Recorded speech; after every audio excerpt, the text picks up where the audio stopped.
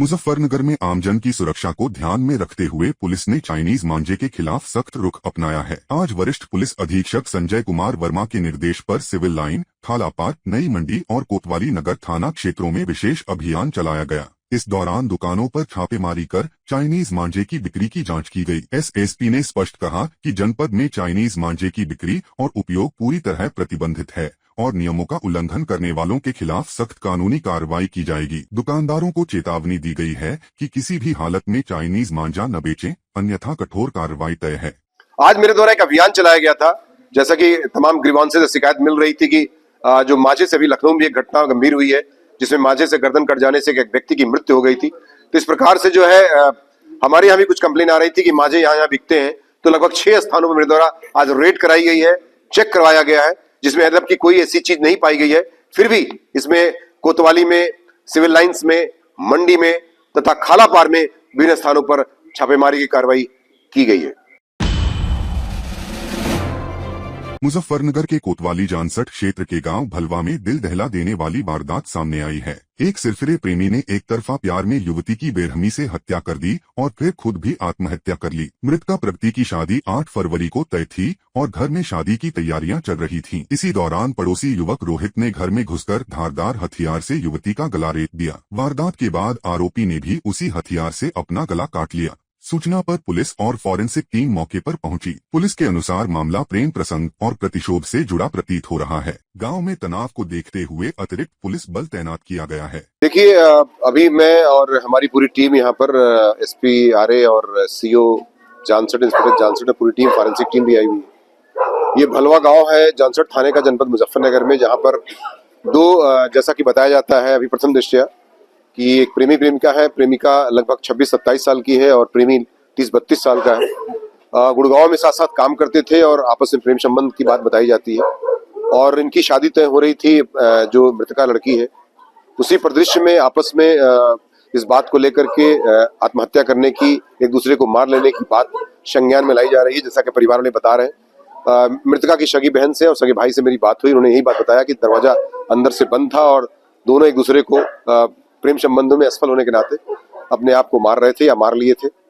और इस प्रकार से पुलिस टीम हमारी पहुंच गई। फॉरेंसिक टीम फिर भी पूरी जांच कर रही है कि कैसे मृत्यु हुई है। पोस्टमार्टम की पंचायतनामा के बाद कराया जाएगा और भी तथ्य इसमें सामने आएंगे। लेकिन प्रथम दृष्टया ऐसा लगता है कि प्रेम संबंधों में इस तरह के कदम उठा करके दोनों आपस में मृत्यु को उन्होंने स्वीकार कर लिया है। और मृतक दोनों आमने सामने घर है और दोनों एक ही वर्ग जाति के हैं और निश्चित तौर से जो है इसमें बहुत गहनता से हर पहलू पे जांच की जा रही है। मुजफ्फरनगर जिला अस्पताल की कार्यप्रणाली एक बार फिर सवालों के घेरे में है। हरिद्वार से कावड़ लेकर लौट रहे घायल शिवभक्त विकास मेहरा ने आरोप लगाया है कि इलाज, ऑपरेशन, साफ सफाई और ड्रिप बदलने के नाम पर अस्पताल कर्मचारियों ने उससे 25 से 30 हजार रुपए की मांग की। रीढ़ की हड्डी में फ्रैक्चर के बावजूद पीड़ित घंटों दर्द से तड़पता रहा। इतना ही नहीं, अस्पताल से निकलते वक्त तैनात गार्ड द्वारा अभद्रता किए जाने का भी आरोप सामने आया है। मामले की जानकारी मिलते ही शिवसेना जिला अध्यक्ष लोकेश सैनी और युवा जिला अध्यक्ष शैंकी शर्मा अस्पताल पहुंचे और दोषियों पर सख्त कार्रवाई की मांग की। संगठन ने चेतावनी दी है कि यदि निष्पक्ष जांच नहीं हुई तो आंदोलन किया जाएगा। विकास मेहरा जी, मैं गांव टिकरी, जिला बागपत। हम हरिद्वार से आ रहे थे 51 लीटर जल लेके गौ माता को राष्ट्रीय माता बनाने के लिए, ठीक है। और मैं रोड की बाईपास पे बारिश आई परसों चौथे, तो मेरा पैर थोड़ा ऊंचे नीचे पे रख गया, मेरी कुल्ली टूट गई। इसलिए डॉक्टर ने ऑपरेशन बोल दिया था मेरे को। तो हम यहाँ पे ऑपरेशन के लिए आए थे मुजफ्फरनगर सरकारी हॉस्पिटल में जी। हमारा जल रामपुर तिराहे पे आ चुका था। तो फिर यहाँ पे हमने देखा तो यहाँ पे पैसे पूसे मांगे इन्होंने। उसके बाद हमने सोचा मगर कि इन्होंने 25-26 हजार रुपये मांगे। उसके बाद मगर जब 25-26 देने तो उसके मतलब प्राइवेट में कराएंगे। नहीं, वो तो दूसरे बोर्डों के पास है जी, जो मेरे साथ के एडमिट करके गए थे मेरे को। तो उसके बाद हमें यहाँ पे अच्छा नहीं लगा, सुविधा अच्छी नहीं लगी, इसलिए हम यहाँ से चल दिए। उसके बाद मैं यहाँ बाहर आके गेट पे बैठ गया तो यहाँ 3 गार्ड थे, उन्होंने मेरे साथ मारपिटाई स्टार्ट करनी शुरू कर दी। मैं यहाँ आके बैठा था जी, बस चलने के नाम का। इतनी बात में बहसबाजी हुई नहीं। धूमपान तो यहाँ और भी कर रहे थे जी, धूमपान तो सर और भी कर रहे थे यहाँ पे। तो इतनी बात हुई उन्होंने, यहाँ तो और भी कर रहे थे धूमपान। हम गौ माता को राष्ट्रीय माता बनाने के लिए जल लेके आ रहे थे जी। बस योगी सरकार से कहना चाहेंगे, जब हमारे साथ ही ऐसा हो रहा तो हम इंसान के साथ क्यों नहीं होगा फिर? ये बताओ आप। चाहते हम यही है जी, ऐसा नहीं होना चाहिए। नहीं, अब वो गलती मान रही है जी, पक्की। मैं तो इस चीज़ को कह रहा है, जैसा हमारे साथ होया ऐसे कल किसी के साथ नहीं होना चाहिए। अभी जो वहाँ पे डॉक्टर साहब थी ये उनके सब आए थे, हाँ जी उन्होंने गलती मानी। हाँ जी शंकी शर्मा शिवसेना के अध्यक्ष। हमारा एक कावड़िया बागपत से आया, हरिद्वार से गंगा जल लेके 51 लीटर, और वो जल लाने के कारण रास्ते में कावड़िया का कूल्हा टूट गया था। वो इलाज के लिए सरकारी अस्पताल पहुंचते हैं और सरकारी अस्पताल में पैसे की मांग होती है उनसे। अब पैसे की मांग होने के बाद वो 25 से 30 हज़ार रुपये बताते हैं। 25-30 हज़ार रुपये मांगे गए हैं मुझसे, उसकी उनके पास वीडियो भी है, और पैसे ना देने के एवज में उनके साथ मारपीट करता है स्टाफ। यहाँ पे हम लोगों को, संगठन वालों को यहाँ जानकारी मिली, हम यहाँ पे आते हैं तो अभी यहाँ से वो लोग फरार हो चुके हैं। सीएमएस साहब को बताया गया है तो सीएमएस साहब ने पूरा पक्ष अपने स्टाफ का रखा है। हमारी मांग ये है, समय समय पे सरकारी अस्पताल में तो आपने देखा होगा, समय समय पे ऐसी बहुत सी शिकायतें हो चुकी है जिसमें अवैध उगाई को लेकर के, लेकिन कोई ठोस कार्रवाई अभी तक हुई नहीं है। लेकिन हम चाहते हैं कि अधिकारी तक अगर बात पहुंचे तो अधिकारी इसमें संज्ञान लें, और पैसे की अवैध उगाई सरकारी अस्पताल में आज ही नहीं, आज से पहले भी शिकायतें हो चुकी हैं, लेकिन आज तक कोई ठोस कार्रवाई हुई नहीं है। हम लोग चाहते हैं कोई पीड़ित यदि आता है सरकारी अस्पताल में, सरकार ने ये अस्पताल इसीलिए खोले हुए हैं कि कोई आदमी पीड़ित व्यक्ति आता है तो उसका इलाज सकुशल हो। हम बिल्कुल मारपीट हुई है, वो स्ट्रक्चर पे बैठा था, उसका कूल्हा टूटा हुआ है। सीएमएस साहब ने पूरा अपने स्टाफ का पक्ष रखा है। सीएमएस साहब की बात हमें बड़ी अच्छी लगी नहीं है, वे बड़े सम्मानित अधिकारी हैं, उन्हें न्याय की बात करनी चाहिए। कार्रवाई तो अभी लिखित में हम अभी उससे बात करते हैं जो पीड़ित कावड़िया है उनके, और बोले पीछे शिव भक्त कावड़िया जल लेकर के आ रहे हैं। अगर ये मुकदमे की बात करते हैं तो इनके साथ संगठन खड़ा होकर मुकदमा लिखवाने का काम करेगा। मुजफ्फरनगर में रविदास जयंती शोभा यात्रा के दौरान हुए विवाद को लेकर सामाजिक न्याय पार्टी और कश्यप एकता क्रांति मिशन के कार्यकर्ताओं ने जिला कलेक्ट्रेट पर धरना प्रदर्शन किया। मामला ग्राम घिस्सूखेड़ा का है, जहां शोभा यात्रा में तेज आवाज में डीजे बजाने को लेकर विवाद हुआ। आरोप है कि दबंगों ने महिलाओं से मारपीट की और घर में तोड़फोड़ की। पीड़ित नीरज कुमार का कहना है कि उनकी बीमार पत्नी कोमल के साथ भी मारपीट की गई, जिससे वह गंभीर रूप से घायल हो गई। शिकायत के बावजूद पुलिस ने कोई कार्रवाई नहीं की, उल्टे उनके बेटों को झूठे मुकदमे में जेल भेज दिया गया। संगठनों ने दोषियों पर सख्त कार्रवाई की मांग करते हुए चेतावनी दी है कि न्याय न मिला तो बड़ा आंदोलन किया जाएगा। कश्यप एडवोकेट तो समाज की पीड़ा है और समाज से मैं अलग नहीं हूँ। और मामला ये है कि रविदास जयंती के दिन ग्राम घिस्सूखेड़ा में एक बहुत तगड़ा मामला हुआ कि रविदास जयंती जहाँ एक शोभा यात्रा है और ये कहा कि मन चंगा कटौती में गंगा, ऊंच नीच के भेदभाव का समाप्त करो, और वहाँ हमारे लोगों के साथ में मारपीट हो रही है। एक हार्ट पेशेंट के घर के सामने ऊंची आवाज़ में डीजे बजाया गया, उपद्रवियों ने घर वालों को पीटा, हालत ख़राब हो गई, और सबसे गंदी बात क्या हुई कि हमारे लोगों के ऊपर ही मुकदमा पंजीकृत कर दिया। थाना सबसे पहले आदमी क्या करते हैं, संबंधित थाने में जाते हैं, थाने में गए, वहाँ के लोगों ने हमारी एप्लीकेशन पकड़ के कोटे में फेंक दी, ऊपर से हमें डरा धमका दिया, बोले और के ऊपर मुकदमा पंजीकृत हो जाएगा। चाहते हैं कि जो हमारे लोगों के ऊपर फर्जी मुकदमे हुए, एक तो मुकदमे वापस हो जाएगा, और जो पीड़ित हैं उन्हें न्याय मिले, और जो दोषी हैं उपद्रवी हैं, क्योंकि उपद्रवी और दोषी किसी समाज के नहीं होते, वो किसी भी समाज में पैदा हो सकते हैं। इसलिए हम चाहते हैं कि दोषियों के खिलाफ कानूनी, जब तक न्याय नहीं मिलेगा चलेंगे बैठे हम तो यहाँ। दरअसल कारण क्या है, अगर उसे अगर नाबालिग है तो बाल सुधार गृह में भेजेगा गया, लेकिन सिंपल सी बात है तो कार्य करे, दबाव हो सके, जनसंख्या दबाव हो सके, कुछ भी दबाव हो सके, साठ गांठ हो सके, क्या चलता थाने में, धरने में बैठे रहेंगे जब तक हमें न्याय नहीं मिलेगा। संवैधानिक अधिकार है हमारा। ये धरना 1 तारीख को संत रविदास जी की जयंती थी, गांव घिस्सूखेड़ा में रविदास जी की जयंती निकाल रहे थे, तो वहाँ कश्यप समाज के लोगों के मोहल्ले में जब जयंती जा रही थी तो एक महिला हार्ट की पेशेंट है, तो डीजे बहुत तेज़ बेस में बज रहा था और उस महिला को अटैक आ गया, उसके मुंह से नाक से खून निकलने लगा। तो परिवार के लोगों ने कहा कि भाई डीजे की आवाज़ कम कर लो, ये डीजे हमारी महिला को दिक्कत हो रही है। तो वो आवाज़ कम करने की बजाय बहस करने लगे और जाकर घर में हमला कर दिया, मारपीट हुई, डंडे चले, पूरी तरीके से वीडियो में है। उल्टा पुलिस ने कार्रवाई पीड़ित पक्ष पर कर दी है। 2 बच्चे नाबालिग थे, उनको जेल भेज दिया गया है। तो पूरी तरीके से, और 307 इसमें धारा लगाई गई है, पूरी तरीके से एक तरफा कार्रवाई है। और अगर संत रविदास जी की जयंती निकल रही थी तो ये भी जांच होनी चाहिए कि जयंती की परमिशन थी तो पुलिस वहाँ होनी चाहिए थी, तो पुलिस कहाँ थी, ये पुलिस की भूमिका पर भी सवाल है। अगर जयंती की परमिशन नहीं थी तो जयंती कैसे निकल गई, ये भी पुलिस पे सवाल है। तो हम सवाल पूछते हैं प्रशासन से कि आपने जयंती निकलवाई, जयंती निकलनी चाहिए सभी के महापुरुषों की, अगर उसकी परमिशन थी तो ये पुलिस के आगे झगड़ा हुआ तो इस पर पुलिस जिम्मेदार है, पुलिस पर भी कार्रवाई होनी चाहिए। और जिन्होंने झगड़ा किया उन पर कार्रवाई हो, निष्पक्ष जांच होकर ये जांच थाने से अलग ट्रांसफ़र करी जाए। और एसएचओ ने जो ये एक तरफा कार्रवाई की है, एसएचओ पर भी कार्रवाई हो, इसमें एसएचओ की भी संतृप्तता है। इसी मांग को लेकर आज हम लोग धरने पे आए हैं और एसएसपी साहब और डीएम साहब को मिलकर ज्ञापन देंगे कि तुरंत इस पर एक्शन लिया जाए, नहीं तो बहुत बड़ा आंदोलन। अभी कारण तो पुलिस ही बता पाएगी। अब यहाँ तो सब लोग आए हैं, महिला भी वो पूरी तरीके से स्थिति खराब है। ये सब वीडियो है पीटते हुए उन लोगों की।